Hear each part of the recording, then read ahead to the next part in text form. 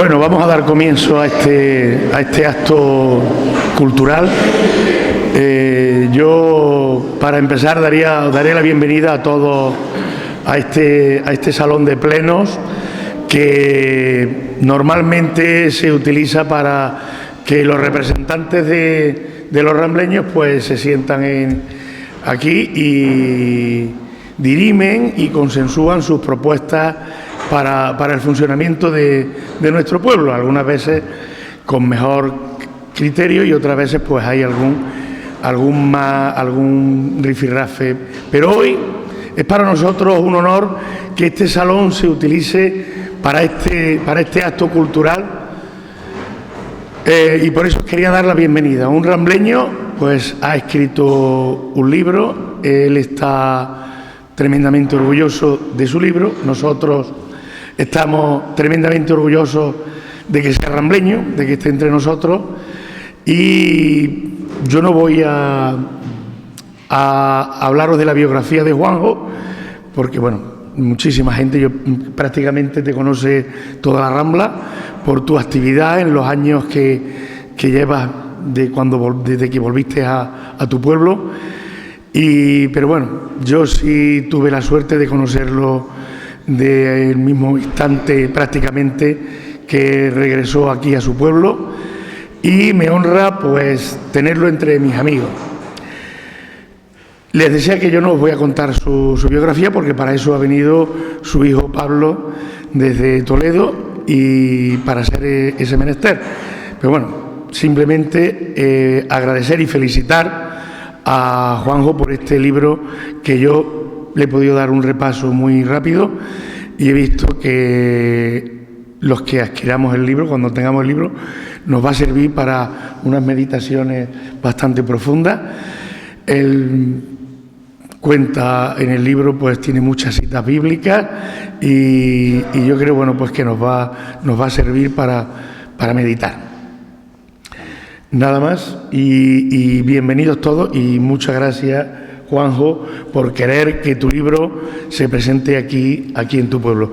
Yo les voy a dejar con Pablo Mejía, que es hijo de Juanjo, que él va a hacer la presentación del libro y de su padre. Gracias, Jorge.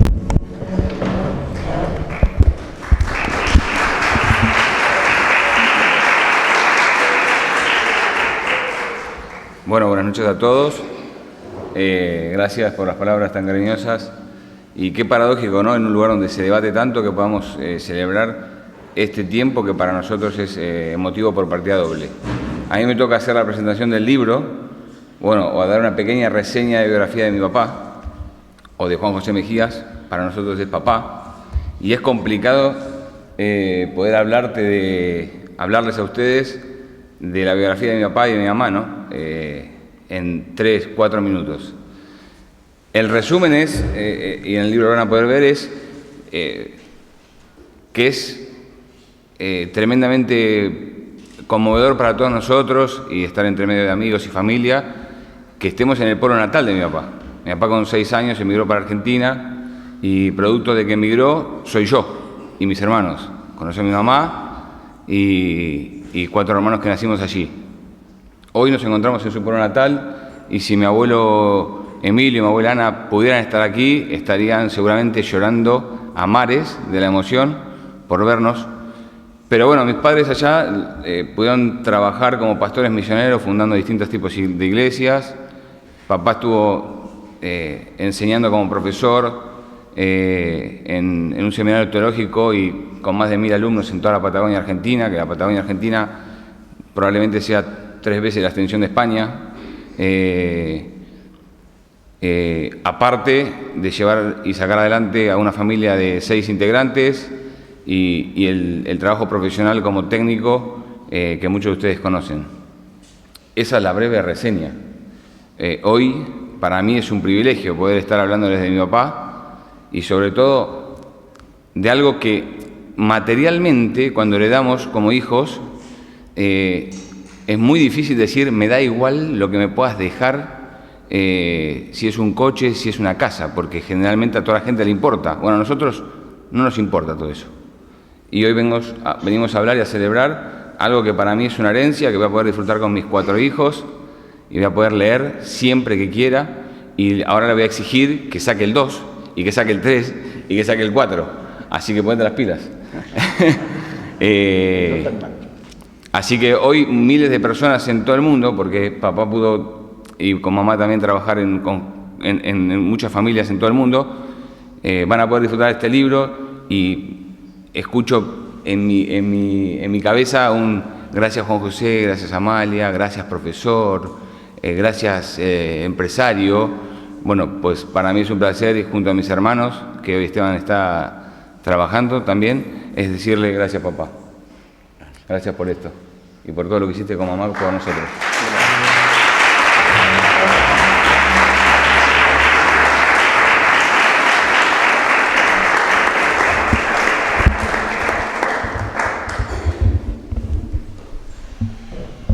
¿Puedo hablar de pie? Si puedo hablar de pie, mejor. Buenas noches a todos, bienvenidos. Hoy es un día de ellos que le llamamos nosotros de cuero flojo, de emociones. Pero espero no emocionarme, porque si no me voy a poner a llorar y no me gustaría. Bueno, es un placer poder presentar un libro. Hace años que estoy escribiendo. Muchas personas me dicen, ¿cuánto tardaste en hacerlo el libro? Y les quiero contar una historia. Una vez un predicador hizo una predicación muy bonita y le preguntaron, ¿cuánto tardaste en escribir esa predicación? Y él dijo, 30 años y 30 minutos. ¿Cómo 30 años y 30 minutos? Se la escribí en 30 minutos, pero es la experiencia de 30 años de servicio. Y lo mismo, el libro no sé lo que tardé en escribirlo, porque es un resumen de toda nuestra actividad pastoral en varias iglesias en Argentina y en la Facultad de Teología. Como cuento allí en el libro, cuando yo me convertí, yo era un ascéptico. Mis padres eran de aquí de la Rambla, mi madre era muy devota de nuestro Padre Jesús Nazareno, pero yo crecí como agnóstico. En mi adolescencia no creía en nada, y a los 19 años tuve un encuentro personal con Jesucristo, que lo cuento detalladamente así en el libro, en el prólogo, y comencé a estudiar la Biblia y a estudiar la Palabra de Dios. Y descubrí que al estudiar teología había cosas maravillosas que Dios hizo en el cielo que a veces nos pasan desapercibidas. Por ejemplo, nosotros tenemos en Semana Santa los pasos que son muy emotivos y muy bonitos, con mucho arte, con mucho sentimiento, con mucha emoción, pero no dejan de representar lo que pasó en la cruz del Calvario, lo que pasó allí en Jerusalén, en esa Semana Santa. Pero Jesús luego subió al cielo e hizo cosas maravillosas por todos nosotros. Y todo eso muchas veces el que no está al alcance de estudiar todas estas cosas se las pierde. Entonces dije, ¿cómo escribir de una manera simple? Porque la teología si no puede ser algo aburrido y pesado. ¿Cómo escribir algo de una manera simple para que todo el mundo pueda comprender y conocer todo lo que Dios hizo por nosotros, no solo aquí en la tierra, sino en el cielo? Y se me ocurrió que nadie mejor que un testigo presencial, allí en el cielo, que son los ángeles, que estuvieron viviendo en primera persona todo lo que sucedía, podía relatarnos. La Biblia es la palabra de Dios, pero no es un libro que nos cuenta una historia secuencial, correlativa. Fue escrita por 40 autores durante un transcurso de 1500 años, la mayoría de ellos sin conocerse, y no es un relato correlativo de circunstancias.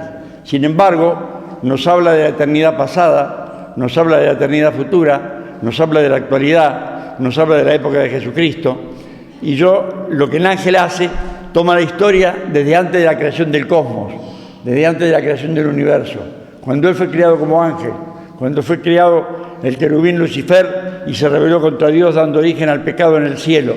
Luego, como Dios toma el plan de redención y planifica la salvación de nuestras almas.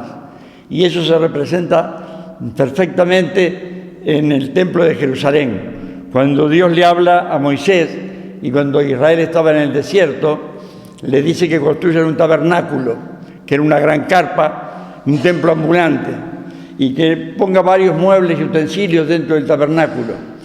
El mueble principal, el instrumento principal que había era el arca del pacto o el arca del testimonio.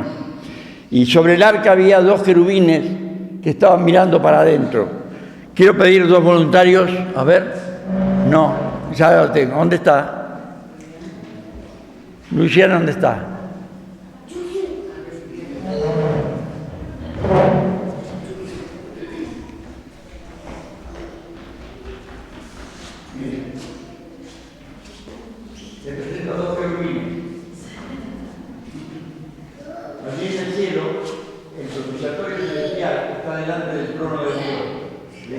tierra, Dios le mostró una película, que realmente fue así, en visión a Moisés, y le dijo que haga tal cual lo vio en la película, porque así es como está en el cielo. Hicieron una copia terrenal del tabernáculo. Y el tabernáculo es arca del testimonio, en el medio 1,12 m de ancho, por 70 centímetros de ancho, por 70 centímetros de alto. Y arriba tiene una tapa de oro macizo y dos querubines que estaban en esta posición, con las alas extendidas, tocándose las alas, mirando hacia adentro del arca. Así es como está en el cielo y así es como estaba aquí en la tierra el arca. ¿Y qué había dentro del arca? Dentro del arca dice la Biblia que había tres cosas. Estaba la vara de Aarón que reverdeció, estaba el maná y la tabla del pacto de los 10 mandamientos, representando el pecado de la humanidad. Era una copia de la representación del pecado que se originó en el cielo con Lucifer. Gracias, querubines.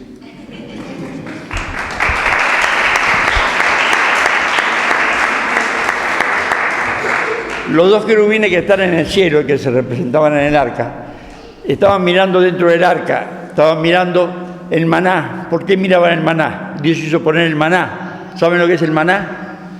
Cuando Israel salió de Egipto y estaba en el desierto, protestaban porque tenían hambre y añoraban las cosas que comían en Egipto. Entonces Dios hizo llover un rocío durante la noche, que se formaron como panes en el suelo, y cuando se levantaron a la mañana los judíos, vieron eso y dijeron en hebreo, ¿qué es esto? Maná. Maná se dice, ¿qué es esto? ¿Qué es esto? Y protestaron porque se cansaban de comer maná. Entonces, como una queja, como una muestra de que el hombre despreció la provisión de Dios, Dios hizo poner dentro del arca el maná, un maná. Luego también se quejaron de los dirigentes que Dios había nombrado, de la tribu de Leví, y hizo poner la vara de mando. Tú tienes una vara de mando, ¿no? Sí. ¿Cómo le llaman aquí? Vara de mando. Vara de mando. Cada dirigente de cada tribu tenía una vara de mando, que era un palo seco. Entonces Dios dijo, yo les voy a mostrar quién es el dirigente que yo escogí. Pongan dentro del arca, allí dentro del tabernáculo, las 12 varas de las 12 tribus. Y mañana vengan, la vara de la tribu que yo elegí, del dirigente que yo elegí, va a reverdecer. Y a la mañana siguiente fueron, y la vara de Aarón, que era la que Dios había escogido, estaba verde, tenía hojas y tenía hasta almendras. Y como prueba de que el hombre despreció la dirección de Dios, los dirigentes de Dios, estaba dentro del arca también. Y luego los 10 mandamientos. Dios escribió en tabla los 10 mandamientos, y cuando Moisés bajó del monte, vio a todo el pueblo en pecado y rompió la tabla con los 10 mandamientos. Pero Dios luego escribió otra y la puso dentro, la hizo poner dentro del arca. Entonces los dos querubines que estaban mirando representan la santidad y la justicia de Dios. Este es el capítulo 9 del libro. Uno miraba y decía, yo veo que la santidad de Dios ha sido ofendida porque hay pecado. Veía las pruebas del pecado. Y el otro era el guarda de la justicia de Dios. Y la justicia de Dios ha sido ofendida, por lo tanto tengo que dictar sentencia. Y la sentencia del pecado, la paga del pecado, dice la Biblia, es la muerte. Alguien tiene que morir. Pero eso era un símbolo aquí en la tierra. En el cielo está el propiciatorio verdadero. Y allí no está la vara de Aarón. Allí está el nombre de cada uno de nosotros. Y cuando los ángeles miran ahí, ven mi nombre, Juan José. Oh, mirá Juan José tal día, tal hora lo que pensó.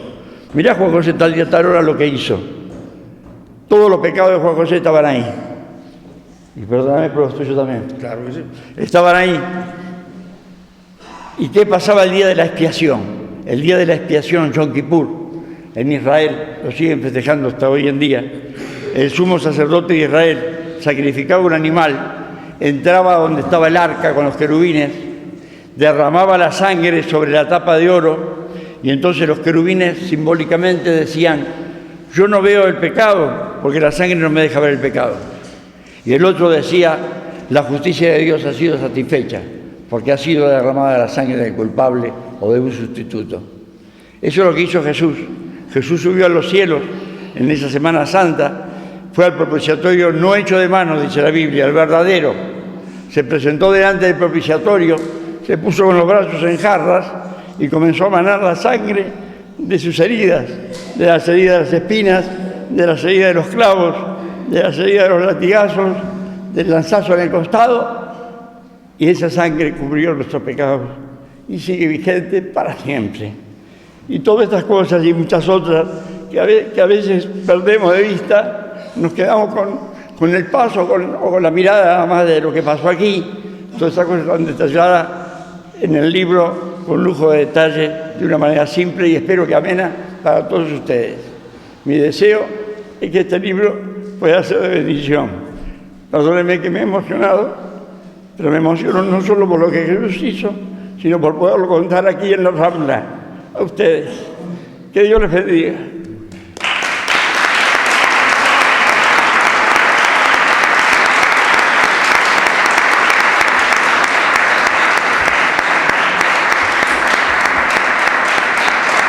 Quiero entregar un libro al señor alcalde, un amigo. Pues muchísimas Que gracias. sea de bendición para tu vida. Muchas gracias. Gracias, seguro. Y quiero entregar un libro para la biblioteca municipal, para que esté al alcance de todos. Muy bien, muchísimas gracias. Pues muchas gracias por el libro que me entregas a mí, que está dedicado a Jorge Jiménez, con afecto cristiano. Excelente alcalde y mejor persona, muchas gracias. Y deseo que este libro sea una bendición para todos.